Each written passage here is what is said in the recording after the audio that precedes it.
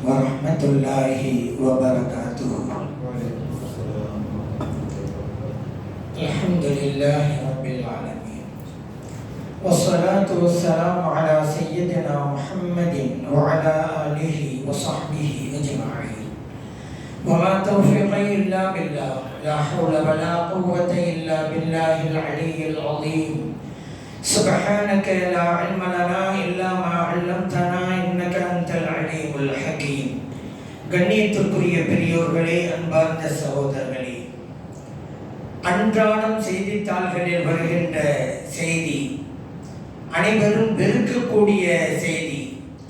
இந்த செய்தி இல்லாமல் அன்றாட செய்தித்தாளே இல்லை என்கின்ற அளவுக்கு ஒவ்வொரு நாளும் இந்த குற்றம் சமூகத்தில் நிகழ்ந்து கொண்டே இருக்கிறது. அதுதான் அந்த செய்திதான் பாலியல் பலாத்காரம், பாலியல் தொல்லை, பாலியல் பலாத்காரம் செய்யப்பட்டு படுகொலை, அதுவும் சிறுமிகள் பாலியல் பலாத்காரம் செய்யப்பட்டு படுகொலை என்கின்ற செய்தி வந்து கொண்டே இருக்கிறது. இதற்கு ஒரு தீர்வு இல்லை. அனைவரும் இருக்கிறார்கள். இப்படி ஒரு காரியம் இந்த சமூகத்திலே நடக்கிறதே என்று வேதனைப்படுபவர்கள் நிறைய பேர் இருக்கிறார்கள். ஆனாலும் ஒவ்வொரு நாளும் இந்த நிகழ்வு ஏதோ ஒரு பகுதியிலே என்றால் உலகத்திலே ஏதோ ஒரு பகுதியிலே என்றில்லை, தமிழகத்திலே ஏதோ ஒரு பகுதியிலே நடந்து கொண்டுதான் இருக்கிறது. அப்படி நடக்க போய்தான் அன்றாட செய்தியாக வந்து கொண்டிருக்கிறது. நம்முடைய மார்க்கம் ஒழுக்கத்தை வலியுறுத்துகிறது, பண்பாட்டை வலியுறுத்துகிறது, நாகரீகத்தை வலியுறுத்துகிறது. ஆகவே விபச்சாரம் என்பது கூடாது. பஞ்சமா பாதகங்களில் ஒன்றுதான் விபச்சாரம் என்று பெரியவர்கள் சொல்வார்கள். குர்ஆனும் அதை வன்மையாக தடுக்கிறது. ஹதீஸிலும் இந்த செயலை செய்யக்கூடியவர்களுக்கு எவ்வளவு பெரிய தண்டனைகள் உண்டு என்பதையும் நமக்கு சொல்லி காட்டுகிறது. இந்த விபச்சாரம் மிகப்பெரிய ஒழுக்கக்கேடு. நம்முடைய மார்க்கம் ஒழுக்கக்கேட்டை விரும்பாது. விபச்சாரம் கூடாது என்பது மட்டுமல்ல, அதனுடைய சாயல் கூட கூடாது என்று நம்முடைய மார்க்கம் சொல்லி காட்டுகிறது. அதனாலதான் வலா தன்கிஹு மா நகஹ ஆபாவுக்கும், உங்கள் தந்தையர்கள் திருமணம் முடித்தவர்களை நீங்கள் திருமணம் செய்து கொள்ளாதீர்கள். நம்முடைய தந்தை அவங்களுக்கு ஒரு மனைவி, அவங்களுக்கு நம்ம பிறந்தோம், அப்ப நம்ம அம்மா வேற, நம்ம தந்தை இன்னொரு பெண்ணை திருமணம் செஞ்சான்னு வச்சுக்கிறோங்க. அந்த பெண்மணி நமக்கு ஹராம், என்னை திருமணம் செய்ய முடியாது. நம்முடைய தந்தை இறந்து போனதற்கு பிறகும் கூட, நம்ம தந்தை இறந்துட்டாங்க, தந்தைக்கு மனைவியா இருந்த பெண்மணி இத்தா இருந்தாங்க, இத்தாவோட காலம் முடிஞ்சு போச்சு. இப்ப நம்ம அந்த பெண்ணை திருமணம் செய்து கொள்ளலாமா? கூடாது என்கிறது மார்க்கம். ஏன்? ஒரு பெண்மணி ஒருவருக்கு படுக்கை விரித்து விட்டு அவருடைய மகனுக்கும் படுக்கை விரிப்பது எப்படி? ஆகவேதான் ஒழுக்கக்கேடு என்பது அந்த சாயல் கூட இருக்கக்கூடாது என்பதிலே இஸ்லாம் கவனமாக இருக்கிறது. அதனாலதான் இன்னொரு கருத்தை இறைவன் சொல்கிறான், உம்மஹாத்தி நிசாயிக்கும், யாரையெல்லாம் திருமணம் செய்து கொள்ள கூடாது என்கின்ற பட்டியலிலே உங்கள் துணைவியரின் உம்மாவையும் திருமணம் செய்து கொள்ளாதீர்கள். மாமியாரு, இப்ப மனைவியா இருந்த பெண்ணு வஃபாத் ஆயிட்டாங்க. இப்ப இவரு வேறு பெண்ணு திருமணம் செய்து கொள்ளலாம். தன்னுடைய மனைவியா இருந்த, இப்ப மனைவி இல்ல, அவங்க வஃபாத் ஆயிட்டாங்களே, அந்த மனைவியின் தாயாரை திருமணம் செய்து கொள்ளலாமா? கூடாது. மாமியாரை எந்த காலத்திலும் செய்யக்கூடாது. காரணம் என்ன? அப்படி செஞ்சா ஒரு பெண்மணி என்ன யோசிப்பாங்க? தன் மகள் படுக்கையை விரித்த ஒருவருக்கு தானும் படுக்கை விரிப்பதா? திருமணம் என்பது மார்க்கத்திலே ஆகமான ஒன்றுதான். ஆனால் மனம் எப்படி இடம் கொடுக்கும்? ஒரு தாயும் மகளும் ஒருவருக்கு படுக்கையை விரிப்பது என்பது மனம் கொடுக்காது அல்லவா? ஆகவேதான் இப்படி ஒரு ஒழுக்கக்கேடு கூட அந்த சமூகத்தில் இருக்கக்கூடாது. திருமணத்தின் மூலம் காரியம் ஆகும் என்றாலும் இப்படிப்பட்ட திருமணமே செல்லாது.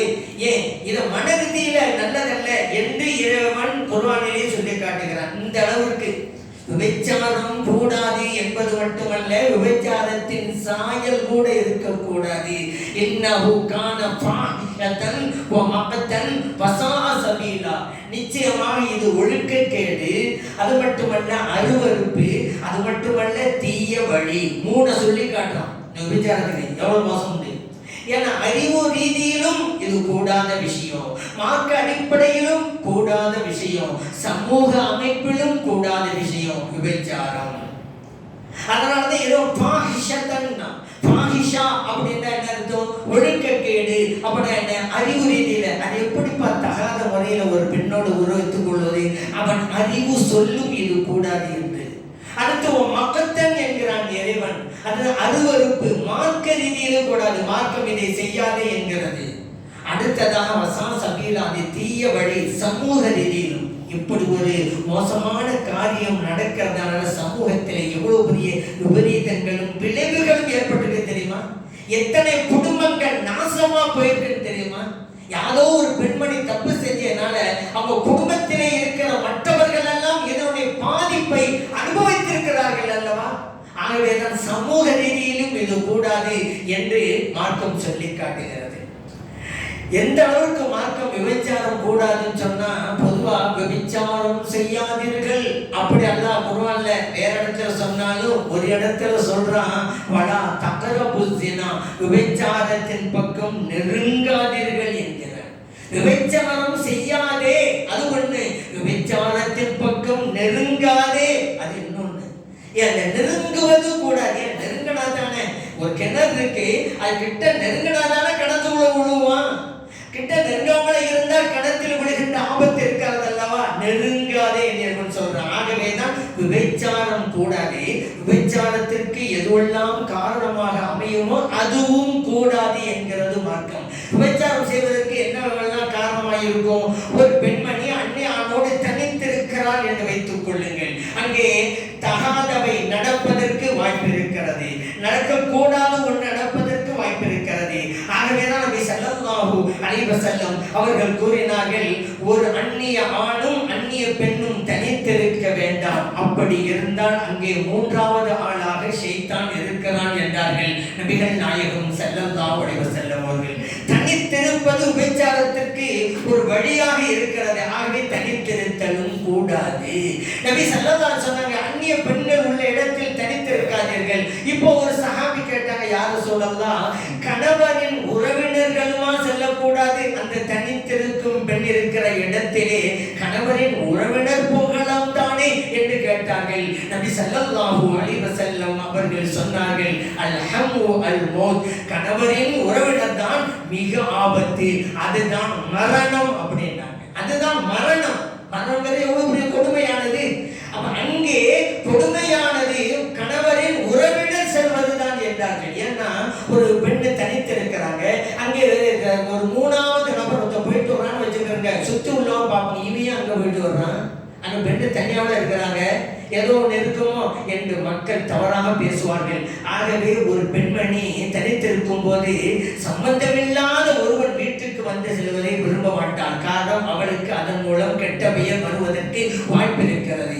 ஆனா அதே நேரத்தில் கணவரின் உறவினர் என்றால் லைசன்ஸ், எங்க போயிட்டு வரீங்க, அவர் கணவருடைய தம்பியா இருப்பாரு, கணவருடைய அண்ணனா இருப்பாரு, போயிட்டு வர யாருக்கு வேண்டாம், அவருடைய தம்பி போயிட்டு வர வீட்டுக்கு.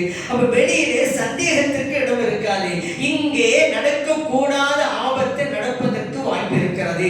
ஆகவேதான் ஸல்லல்லாஹு சொன்னாங்க, அந்நிய ஆண் கூடாது, கணவரின் உறவினராக இருந்தால் அறவே கூடாது என்கிறார்கள் நபிகள் நாயகம் ஸல்லல்லாஹு அலைஹி வஸல்லம் அவர்கள். அடுத்து விபச்சாரம் நிகழ்வதற்கு வேற என்ன காரணம் இருக்கிறது?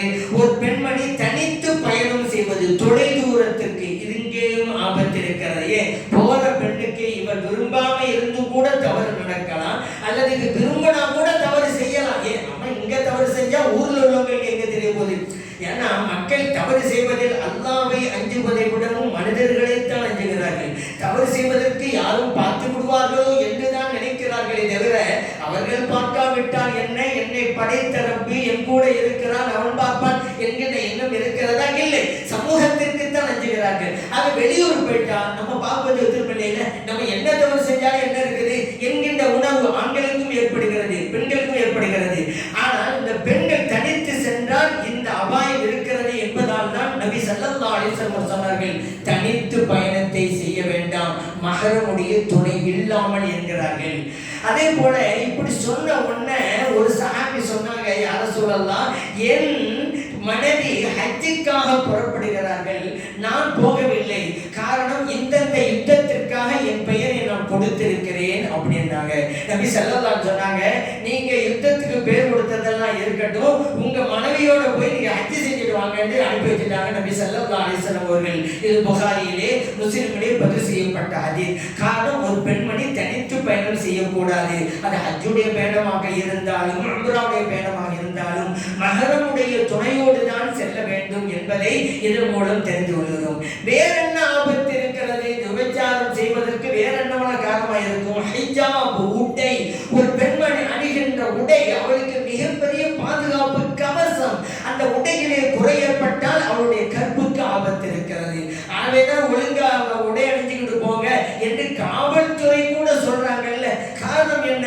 இப்படி அரைகுறையோடு செல்கின்ற போது நம்ம நியூஸ்ல பார்க்கிறோம் அல்லவா, சங்கிலி பறிப்பு, கற்பழிப்பு என்கின்ற செய்தி ஏன் வருது? அந்த பெண்மணி முறையான ஆடையோடு போகலங்கிறனாலதான். யூடிசிங் எல்லாம் ஏங்க நடக்குது? அரைகுறை ஆடையோடு போறதுனால தானங்க யூடிசி எல்லாம் செய்யறாங்க அந்த இளைஞர்கள். நீங்க ஒழுங்கா ஹிஜாபோட நீங்க வெளியே போங்க, கண்ணியமான உடையோடு போகின்ற போது அந்த பெண்களுக்கும் மதிப்பு இருக்கிறது, பாதுகாப்பு இருக்கிறது.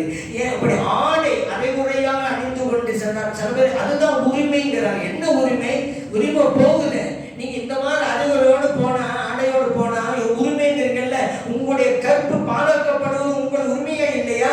உரிமைதான். நீங்க இப்படி போனதுனால உங்களுடைய உரிமை பறிக்கப்படுதுங்க. உங்களுடைய சுதந்திரம் எல்லாம் காற்றிலே பறக்குது. ஆகவேதான் மார்க்கம் சொல்கிறது, விபச்சாரம் கூடாது. விபச்சாரத்திற்கு எதுவெல்லாம் காரணமா இருக்குமோ அதுவும் கூடாது என்று. அதே போல இன்னொன்னு காரணம் என்ன விபச்சாரத்திற்கு? பார்வை. ஒருவன் ஒரு பெண்ணை பார்க்கின்ற போது அவள் அழகாக இருக்கிறாள் என்றால் ரசிக்கிறான், திரும்பவும் பார்க்கிறான், தேவையில்லாமல் பேச்சு கொடுக்கிறான், ஒரு பழக்கத்தை உண்டு பண்ணுகிறான், தகாதது நடக்கிறது. காரணம் பார்வை.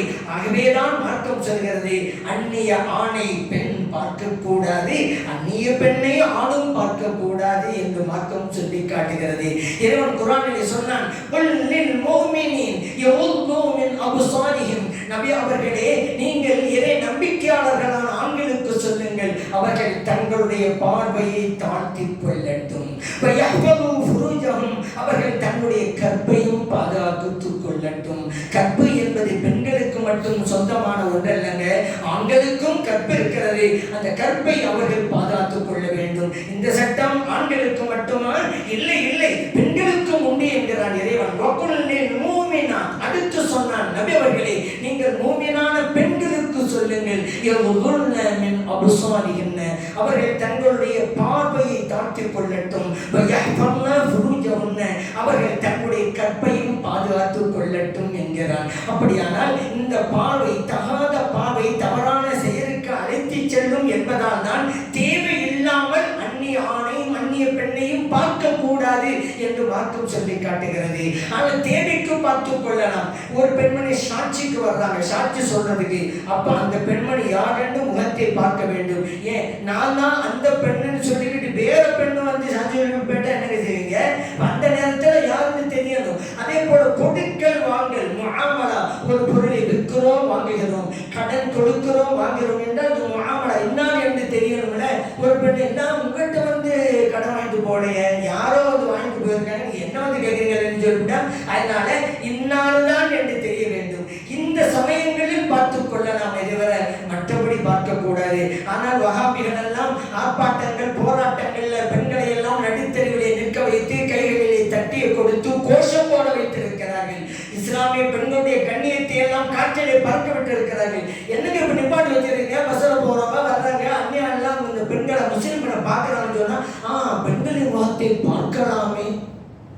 அவர்களுடைய சுயநலத்திற்காக சட்டத்தையும் மாற்றுவார்கள், இஸ்லாமிய சட்டத்தையே சிதைப்பார்கள் அவருடைய சுயநலத்துக்காக. அல்லாஹ் குர்ஆன்ல என்ன சொன்னார்? இப்ப நான் ஓதி காமிச்சேன்ல, மூமினான ஆண்களுக்கும் பெண்களுக்கும் சொல்லுங்க, தங்கள் பார்வையை அவர்கள் தாழ்த்திக் கொள்ளட்டும். அல்லாஹ் சொன்னானா இல்லையா குர்ஆன்ல? அப்ப பார்க்கலாம்ங்கிறீங்க. ஏன் அவருடைய ஆர்ப்பாட்டம் வெற்றி அடையணும்? என் கூட்டம் வந்தாதானே? ஆண்கள் பார்த்தா இருபத்தி எண்ணெல்லாம் கூட பெண்களே கூட்டி வச்சிருந்தது. குடும்பத்தோடு வாருங்கள். இவர்களுடைய சுயநலத்திற்காக பெண்களை பார்க்கலாமே என்கிறார்கள். மார்க்க அடிப்படை அப்படி இல்லைங்க. பெண்களும் ஆண்களும் ஒன்று கூடுகின்ற இடங்கள் பல இருக்கலாம். ரயிலிலே ஒன்று கூடுவார்கள், பஸ்ஸிலே ஒன்று கூடுவார்கள், பிளைட்டிலே ஒன்று கூடுவார்கள், மருத்துவமனையிலே ஒன்று கூடுவார்கள், திருமண நிகழ்விலே ஒன்று கூடுவார்கள். ஆண்கள் பெண் ஒன்று கூடுவார்கள். சட்டத்தை பேணணும். அந்த இடத்துல அந்நிய ஆணை ஒரு பெண் பார்க்க கூடாது. அவங்க வேலை அவங்க பார்க்க முடியாதுதான். அந்நிய பெண் அண்ணன் பார்க்க கூடாது. கொண்டு கூடுவதுங்கிறது இல்லை, அங்கங்க நடந்துகிட்டு இருக்கும். ஆனால் நமது சட்டத்தை நாம் பாதுகாக்க வேண்டும், பேண வேண்டும் என்பதை நாம் கருத்திலே கொள்வோம். அடுத்ததாக விபச்சாரம் என்பது 2 வகை இருக்கிறது. பெரிய விபச்சாரம், சின்ன விபச்சாரம். ஓ, இதுல 2 இருக்குதா அப்படின்னு நீங்க கேட்கலாம். ஆமா, 2 இருக்குது. ஏன்னு சொன்னா தகாத உறவு கொள்வது பெரிய விபச்சாரம். இறைவன் சொன்னானல்லவா, நீங்கள் விபச்சாரம் செய்யாதீர்கள் என்று. அதுதான் விபச்சாரம் செய்தால் என்ன தண்டனை, அதுவும் மார்க்கத்திலே சொல்லப்பட்டிருக்கிறது அல்லவா. விபச்சாரம் ஒருவர் செய்து விட்டார், அது ஆணாக இருந்தாலும் பெண்ணாக இருந்தாலும் சட்டம் என்ன தெரியுமா? திருமணம் ஆனவர்களாக இருந்தால் கல்லால் அடித்து கொல்லப்பட வேண்டும். ரஜும். திருமணம் ஆகாதவர்களாக இருந்தால் அஸ்ஸானியத்து வஸ்ஸானி ஃபஜ்லிது குல்ல வாஹித் மின்ஹுமா, விபச்சாரம் செய்த ஆணாக இருந்தாலும் பெண்ணாக இருந்தாலும் 100 கசையடிகள் கொடுங்கள் என்கிறான் இறைவன். திருமணம் ஆனவர்கள் கல்லால் அடித்து கொல்லப்படுவது, திருமணம் ஆகாதவர்களாக இருந்தால் 100 கசையடி. இதுதான் பெரிய விபச்சாரத்திற்கு உண்டான தண்டனை. அது சரியா சார், சின்ன விபச்சாரம் சொன்னீங்க, அது என்ன அப்படின்னு கேட்குறீங்களா? என்ன தெரியுமா? பிறப்புறுப்பு அல்லாத ஒரு மனிதனுடைய மற்ற உறுப்புகள் கூட விபச்சாரம் செய்கின்றன. நபி ஸல்லல்லாஹு சொல்றாங்க, அல் ஐனானி தஸ்னியானி, 2 கண்களும் விபச்சாரம் செய்கின்றன. அந்த விபச்சாரம் என்ன தெரியுமா? அந்நல், ஒரு பெண்ணை இச்சையோடு பார்ப்பது. 2 காதுகளும் விபச்சாரம் செய்கின்றன. அது என்ன தெரியுமா? ஆபாச பேச்சை கேட்பது. நாவும் விபச்சாரம் செய்கிறது, தகாத பேச்சுக்களை, ஆபாச பேச்சுக்களை பேசுவது. கையும் விபச்சாரம் செய்கிறது, ஒரு பெண்ணை தவறான எண்ணத்தோடு தொடுவது கையும் விபச்சாரம் செய்கிறது. காலும் விபச்சாரம் செய்கிறது, தகாத இடத்திற்கு இவன் செல்வது. அப்படி நபி ஸல்லல்லாஹு அலைஹி வஸல்லம் சொன்னாங்க, புகாரிலே பதிவு செய்யப்பட்டிருக்கிறது. ஏதோ தகாத நிகழ்வு நடந்தால் மட்டும்தான் விபச்சாரம் என்று கருதாதீர்கள். அதுக்கு உண்டான முன்னேற்பாடான நீங்கள் எது செய்தாலும் அதுவும் விபச்சாரத்திலே பங்கெடுக்கின்றன என்கிறார்கள் நபிகள் நாயகம் ஸல்லல்லாஹு அலைஹி வஸல்லம் அவர்கள். புகாரியிலே முஸ்லிமிலே பதிவு செய்யப்பட்ட ஹதீஸ். இன்னொரு கடுமையான எச்சரிக்கை என்ன தெரியுமா? நபி ஸல்லல்லாஹு அலைஹி வஸல்லம் சொன்னாங்க, ஒரு மனிதன் விபச்சாரம் செய்கின்ற போது அவனிடம் ஈமான் இருக்காது என்றார்கள். லா யஸினி ஸானி ஹீன யஸினி வஹுவ மூமின். ஒரு மனிதனிடம் ஈமான் இருக்கின்ற நிலையில் அவன் விபச்சாரம் செய்ய மாட்டான். புகாரியிலே முஸ்லிமிலே பதிவு செய்யப்பட்ட ஹதீஸ். மேலும் ஹதீஸிலே ஸல்லல்லாஹு அலைஹி வஸல்லம் அவர்கள் விளக்குகிறார்கள், ஒரு மனிதன் இந்த தகாத செயலில் ஈடுபடுகின்ற போது அவனிடம் இருந்து ஈமான் கலட்டப்பட்டு விடுகிறது. எப்படி ஒரு மனிதனுடைய உடம்பிலிருந்து உடை சட்டை கலட்டப்படுகிறதோ அது போன்று ஈமான் கலட்டப்பட்டு விடுகிறது என்கிறார்கள் நபிகள் நாயகம் ஸல்லல்லாஹு அலைஹி வஸல்லம் அவர்கள். அல்லாஹ் பாதுகாக்கணுங்க. அப்படி ஒரு தவறான செயல்ல இருக்கும் பொழுது இஸ்ராயீல் அலைஹிஸ்ஸலாம் வந்துட்டாங்க வச்சுக்கிறங்க, அவருடைய ரூஹ் பிரீதில வச்சுக்கிறங்க, ஈமான் இல்லாமலேங்க இந்த உலகத்தை விட்டு போகின்ற அவல நிலை ஏற்படும். எவ்வளவு பெரிய கடுமையான எச்சரிக்கை பார்த்தீர்களா? ஆகவேதான் இது கூடாது. நல்லோர்கள் யார் என்று சொல்கின்ற போது இறைவன் கூறுகிறான், அது அஃப்லஹல் முஃமினூன், மூமின்கள் வெற்றி அடைந்து விட்டார்கள். அல்லதீனம் ஃபீ ஸலாத்திஹிம் ஹாஷிஊன், தங்கள் தொழுகையிலே பயபக்தியோடு இருக்கிறார்களே அத்தகைய மூமின்கள் வெற்றி பெற்று விட்டார்கள். அடுத்து சொன்னான், அதுதான் நமக்கு பாயிண்ட். வல்லதீன லிஃபுரூஜிஹிம் ஹாஃபிதூன், தங்களுடைய கற்பை பாதுகாக்கிறார்களே அப்படிப்பட்ட மூமின்கள் வெற்றி அடைந்து விட்டார்கள் என்று இங்கே சொல்கிறான். வெற்றி தவறை விடுவதில் தான் இருக்கிறது. தவறை விட்டுவிட்டாலும் கூட அதுவும் இபாதத்து தான். அதை நீங்க நினைவிட வைக்கணும். ஒரு தவறான செயல் செய்வதற்கு வாய்ப்பு இருக்குது, கூடாது, மார்க்க தடுக்குது, அல்லாஹ்வுக்கு பிடிக்காது, அல்லாஹ் ரசூல் ஸல்லல்லாஹு அலைஹி வஸல்லம் பிடிக்காது என்று விட்டுட்டீங்க வைங்க, அப்போது உங்களுக்கு நன்மை எழுதப்படுகிறது. ஸல்லல்லாஹு. அது எப்படி அப்படி கேட்டா, ஒரு தகாதான செயலை செஞ்சா பாவம் சொன்னா செய்யாம இருந்தா நன்மை தான். அப்படிப்பட்ட ஒரு பயபக்தி, இறையச்சம் இந்த விஷயத்தில் ஒவ்வொரு இறை நம்பிக்கையாளருக்கும் இருக்க வேண்டும் என்பதையும் நாம் அறிந்து கொள்ள வேண்டும். இன்றைக்கு குழந்தைகள் அதிகமாக பாதிக்கப்படுகிறார்கள். அப்பொழுது கூட இப்போ என்ன சொல்றாங்க, குழந்தைகளுக்கெல்லாம் சொல்லிக் கொடுக்கணும், இந்த மாதிரி தகாத செயல் அவன் மாட்டிக்கிறாம இருக்கிறதுக்கு சொல்லி கொடுக்கணும், விழிப்புணர்வை ஏற்படுத்தணும். குட் டச்சு, பேட் டச்சு இதெல்லாம் சொல்லி கொடுக்கணும். இது நல்ல தொடுதல், இது தீய தொடுதல் அப்படின்னா நம்ம சொல்லிட்டு இருக்கிறாங்க. நான் சொல்றது இது என்ன குட் டச்சு பேட் டச்சு, எந்த டச்சும் கூடாது. அந்த சின்ன பிள்ளைய தெரியுமாங்க, சொல்லி கொடுக்குறாங்க. இப்படி இப்படியெல்லாம் தொட்டா பரவாயில்ல, நல்ல தொடுதல் தான். இப்படி இப்படியெல்லாம் இருந்தாதான் பேட் டச்சு. அது புரியிற வயசாது சின்ன பிள்ளைகளுக்கு. அடுத்தவன் தொட்டா பேட் டச்சு தான் அப்படி சொல்லி கொடுங்க நம்ம பிள்ளைகளுக்கு. இதுதான் நம்ம பிள்ளைகளை பாதுகாக்கும். இப்படி சொல்லி பிரிச்சு காமிக்கிறதே நம்ம பிள்ளைகள் ஆபத்திற்கு விடுவதற்கு தான் காரணமாக அமைந்து விடும். இந்த விபச்சாரத்தின் மூலம் எவ்வளவு பெரிய விபரீதங்கள் ஏற்படும். சப்போஸ் ஒரு பெண்மணி விபச்சாரம் ஈடுபட்டு குழந்தையை ஈண்டெடுக்கிறான்னு வச்சுக்கிறேங்க. அந்த குழந்தை தந்தை இல்லாத குழந்தை தானே, இன்னாருதான் என்று தெரிந்தாலும் சரிதான். ஒரு பெண்மணி குழந்தை ஈண்டெடுக்க இவன் தான் காரணம் தெரிந்தாலும் சரிதான். திருமணம் இல்லாம இவன் தான் காரணம் தெரிஞ்சாலும் அவன் தந்தை ஆக மாட்டான்ல. திருமணத்தின் மூலம் நடந்த உறவிலே ஒரு பெண்மணி குழந்தை ஈண்டெடுத்தால் தான் தாய் தந்தை. இல்லைண்டாக்கா ஊருக்கே தெரியுது இவன் தான் காரணம், தந்தை அல்ல. அப்படி ஒரு பிள்ளை பிறந்து விட்டால் என்ன, அவன் ஸ்கூல்ல சேர்ந்தா வாப்பா பேர் அந்த பையன் எப்படி சொல்லுவான்? பாஸ்போர்ட் வாப்பா பேர் என்ன, மற்ற கார்டுகள்லாம் இருக்குது, அந்த கார்டுகள் ஓட்டு ஐடி அந்த ஐடி எல்லாம் இருக்குது, ஆதார் கார்டு, வாப்பா பேர் அவன் எப்படி போடுவான்? சமூகத்தில் எவ்வளவு பெரிய அவமானம் அந்த பையனுக்கு. சின்ன வயசுல தெரியாம இருக்கலாம், பெரிய வயசுல எவ்வளவு கஷ்டப்படுவான் அவன். இதுக்கான காரணம் என்ன? இந்த விபச்சாரம் தானே. சரி, அந்த பெண்ணை இன்னொரு ஆளை கல்யாணம் பண்ணிக்கிட்டான்னு வச்சுக்கிறங்க. அப்ப இந்த பையன் அவனை தான் தந்தைன்னு சொல்லுவான். பள்ளி போடுதல வாப்பா பேர் என்னப்பா, தான் அம்மா திரும்ப முடிஞ்சால ஒருத்தன் அவன் பேரதான் இவன் சொல்லுவான். எல்லாத்தையும் இந்த இவனுக்கு இவன் உண்டாவதற்கு காரணமாக எவனோ இருந்தான். ஆனால் உலகத்திலே இன்னொருவன் தந்தையாக காட்டப்படுகிறான். இது தேவையா? எத்தனை பேர் தொட்டில் குழந்தை அப்படின்னு கேள்விப்பட்டிருப்பீங்க. ஏன்னா தகாத முறையில் குழந்தைய பெற்றுட்டாக்கா இதோட சமூகத்தில் இருந்தாக்கா சமூகத்தோட புறக்கணிப்பு வரும் அல்லவா. ஆகவே போட்டு வந்துடுறது. யாரோ எடுத்து பிள்ளை வளர்த்துக்கிட்டேன், ஏன் தாயல்ல வாழ்வேன், என்ன தப்பு செஞ்சாலும் குழந்தைகளுடையது. அதனால என்ன செய்யலாம், யாராவது எடுத்து வளர்க்கட்டும், நம்ம பிள்ளை எங்க இருந்தாலும் ஒழுங்கா வாழ்ந்துட்டா சரிதான் நினைச்சு போய் போடுறவனா இருக்கிறாங்க.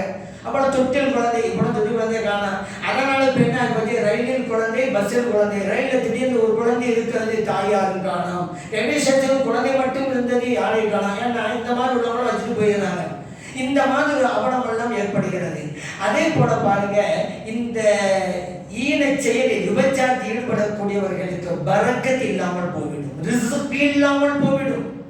எவ்வளவுதான் செல்வங்கள் இருந்தாலும் வறுமை வந்துவிடும், குறைஞ்சிக்கிட்டே போகும் செல்வம். அது பல காரணங்கள். தகாத செயலில் ஈடுபடுவதற்காக செலவழிப்பது ஒண்ணு. அதே போல தகாத செயலில் ஈடுபடுவதற்காக போகும்போது மாட்டிக்கிட்டு இருக்கிற பணம் நகையெல்லாம் இழந்துட்டு வர்றது ஒண்ணு. ஏன் வெளியில தெரியக்கூடாது, இப்படி தாழ போவாங்க. அவன் 3 பேர் உட்கார்ந்துட்டு இருப்பான். அவன் உடனே மிரட்டி எல்லாத்தையும் அப்படிமா, இல்லை உடனே காசு இல்லை, உடனே ஜிபே பண்ணுமா, இப்போ எல்லாத்தையும் பண்ணுவான். ஏன்னா வெளியே தெரியக்கூடாது. அவன் மிரட்டுவான், நீ இப்படி செய்யலை உடனே அப்படி சொல்லி கொடுப்போம், இப்படி சொல்லி கொடுப்போம். அது போல இப்போனா இந்த செல்போன்ல பணம் பிடிக்கிற நிர்வாகம் அப்படி அதை காட்டி காட்டியே பணம் பறிச்சுக்கிட்டு இருக்கிறது. இப்படி ஒருத்தன் இதுல மாற்றினா அப்படிதான். அதான் சொல்லுவாங்க, சகதிக்குள்ள கால் வச்ச மாதிரி தான். ஒருத்தன் போனான்னு வச்சுக்கிறங்க, சகதிக்குள்ள கால் வச்ச மாதிரி சகதி ஒருத்தன் இருக்கிறான். சரி, இதுல இருந்து விடுபட்டுவோமே, ஒரு காலை தூக்குவான்ல, இந்த காலம் உள்ள போகும். இந்த காலம் தூக்குவான், இதுல இருந்து விடுபட வேண்டியதான், அடுத்த காலம் உள்ள போகும்.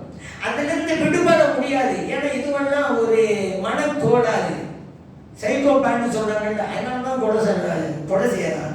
சின்ன பிள்ளைய போய் ஒருத்தன் வீணடிப்பானா, சின்ன 5 வயசு குழந்தைய. நான் கேட்கிறேன், எவ்வளவு பெரிய சைக்கோவா இருப்பான். மனக்கோளாறு தானா? என்னமோ மனக்கோளாறு அப்படின்னு சொன்னாக்கா பேண்டை சட்டையும் கிழிச்சுக்கிட்டு தெரியணும் அப்படின்னு அர்த்தம் அல்ல. மற்றவர்கள் நியாயமாக நினைப்பதை கூட இவன் அநியாயமா நினைச்சு அதை செய்யலாம் பாருங்க. அவனை பொறுத்த மட்டும் அதை நியாயங்கிறான். மற்றவங்க எல்லாம் இல்லப்பா நீ செய்யக்கூடாதுப்பா அப்படிங்கிறாங்க. மற்றவர்கள் நியாயம் என்பதை இவன் அநியாயம் என்கிறான், மற்றவர்கள் அநியாயம் என்பதை இவன் நியாயம் என்கிறான். கடைசியில் கொலை செய்கிறான். ஏன்னா இந்த புள்ள போனா சொல்லி கொடுத்தனர். அப்ப தன்னை இந்த குற்றத்திலிருந்து விடுவிப்பதற்காக, இந்த யாரா பிடிச்ச தண்டனை கொடுத்துருவாங்கிறதுனால அதிலிருந்து விடுவிப்பதற்காக கொலையே செய்யறான்னு சொன்னா எவ்வளவு பெரிய கொடூரம், எவ்வளவு பெரிய மனக்கோளாறு. இந்த சைக்கோவா இருப்பான்.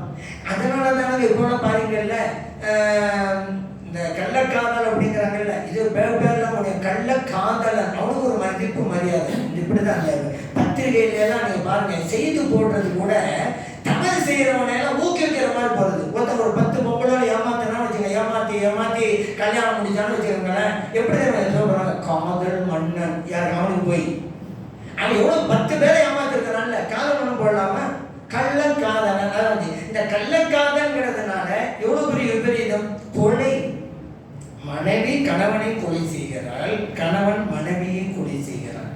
ஏன்னா உன் மனைவியை கொலை செஞ்ச, இல்ல தகாத ஒருவரை இருந்தா நான் சொல்லி பார்த்தேன் கேட்கல, அதனாலதான். அதே போல அவனை என்ன செய்யறான், தன்னுடைய கள்ளக்காதலுக்கு கணவன் இடையிலாக இருக்கிறான் அப்படின்னு சொல்லி கள்ளக்காதலோடு சேர்ந்து கணவனையே முடிச்சிடறான்ல. எங்க கொண்டு போகுது பாருங்க. சொந்த தங்க வாக்கப்பட்ட கணவனும் மனைவியும் கொலை செய்யறான்னு சொன்னா எங்க கொண்டு போகுது இது. குழந்தையை கூட தன்னுடைய கள்ளக்காதலுக்கு இடையூறாக இருக்கிறது என்பதற்காக தான் பெற்ற குழந்தையையும் கொண்டு அரக்கிகள் எல்லாம் இருக்கிறாங்க இந்த சமூகத்துல. அதனாலதான் இந்த விபச்சாரம் எவ்வளவு கூடியதுன்னு தெரியுதாப்போ. எவ்வளவு பெரிய வியாதி, எய்ட்ஸ் போன்ற வியாதி எல்லாம் வரும் அல்லவா. ஆகவே தான் இது கூடாது அப்படிங்கிறது. சமூகத்தில் இது பல்வேறு குழப்பங்களை தான் இது உண்டு பண்ணும். மன முறிவு, கணவன் மனை ஒழுங்கா வந்துட்டு அவங்க பார்ப்பாங்க, ஏதாவது திடீர்னு வந்து போவாங்க. அதற்கு காரணம் இருக்குது. வீட்டில் வேலைக்காரன் வச்சு போயிடுறது அரபு நாட்டுக்கு. இவன் வந்து வேலைக்காரனுக்கு பணிகளை சொல்லுவான், அதை வேலை பார்த்து அவனும் பண்ணுவான். இங்கேயே இகலாசா தான் இருக்கும். போக போகத்தான் தவறான எண்ணங்கள் வரும். எடுத்தவனே யாரும் தவறானவங்க வராது.